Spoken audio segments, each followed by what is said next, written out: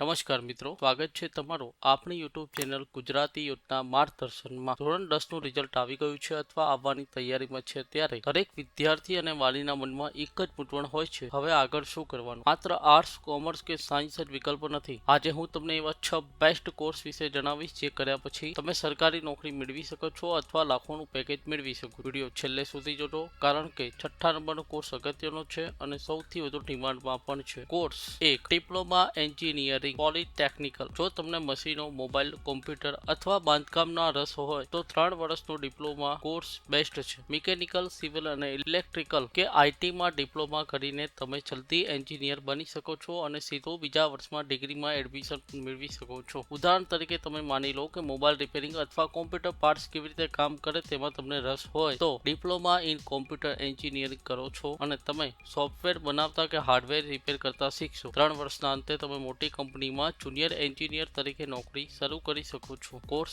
2, ITI. જે વિદ્યાર્થીઓ ઓછા સમયમાં ટેકનિકલ કામ શીખીને નોકરી મેળવવા માંગે છે તેમના માટે આઈટીઆઈ વરદાન છે. વાયરમેન, ફિટર, ડીઝલ અને મિકેનિકલ જેવા કોર્સ કરીને તમે રેલવે કે ઓએનજીસી જેવી મોટી સંસ્થામાં સરકારી નોકરી મેળવી શકો છો. તમારા ઘરે ઇલેક્ટ્રિકલ ફોલ્ટ થાય અને વાયરિંગ જાતે ઠીક કરવા માંગતા હોય અથવા મશીનરીમાં રસ હોય તો તમે આઈટીઆઈમાં ઇલેક્ટ્રિશિયનનો કોર્સ કરો છો અને સરકારી બોર્ડ જીઈબીમાં લાઇનમેન બની શકો છો અથવા પોતાનો ઇલેક્ટ્રિકલ બિઝનેસ શરૂ કરી શકો છો. આ માત્ર 1 કે 2 વર્ષનું કોર્સ છે. જો તમને હિસાબ કિતાબ, બેન્કિંગ, બિઝનેસમાં રસ હોય તો કોમર્સને પસંદ કરો. ચાર્ટર્ડ એકાઉન્ટન્ટ એટલે કે સીએ, સીએસ બનવા માટે આ પહેલું પગથિયું છે. જો તમને ગણિત ગમતું હોય અને દુકાન કે બિઝનેસના હિસાબ કિતાબ રાખવામાં પાવરતા હોવ તો બીકોમ પછી તમે સીએ બની શકો છો અને સીએ મોટી કંપનીઓમાં કરોડો રૂપિયાના ટેક્સ અને ઓડિટનું કામ સંભાળે છે. Course 4, science. જો તમારું સપનું ડોક્ટર કે હાઈ લેવલ એન્જિનિયર બનવાનું હોય તો સાયન્સ સિવાય કોઈ વિકલ્પ નથી. મહેનત વધુ છે પણ કરિયર ખૂબ જ ઉજ્જવળ છે. જો તમને વિજ્ઞાનના પ્રયોગો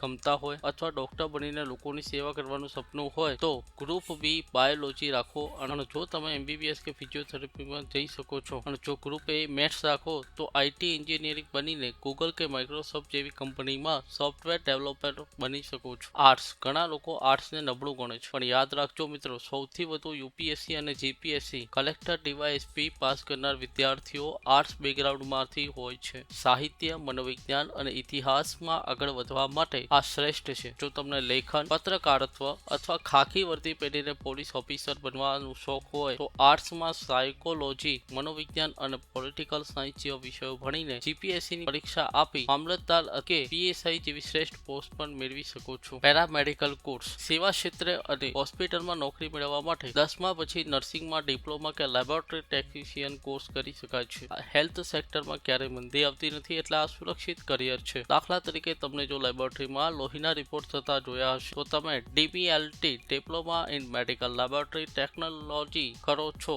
તો તમે પોતાની લેબોરેટરી ખોલી શકો છો અને જ્યાં બ્લડ ટેસ્ટ અથવા બીજા રિપોર્ટ થાય છે. આ કોર્સ પછી તરત જ રોજગારી મળી જાય છે. મિત્રો, કોઈ પણ કોર્સ કરતા પહેલા તમારી આવડતને જોજો, કોઈના કહેવા પર નહીં. જો તમને આમાંથી કોઈ પણ કોર્સ વિશે વિગતવાર માહિતી જોઈતી હોય તો નીચે કોમેન્ટ કરજો, હું તેના પર અલગથી વિડીયો બનાવીને આપીશ. આ માહિતી ઉપયોગી લાગી હોય તો વિડીયોને લાઇક કરજો અને તમારા મિત્રો સાથે શેર કરજો. આવી જ માહિતી માટે ગુજરાતી યોજના માર્ગદર્શક યુટ્યુબ ચેનલને આજે સબસ્ક્રાઇબ કરી લો. આભાર.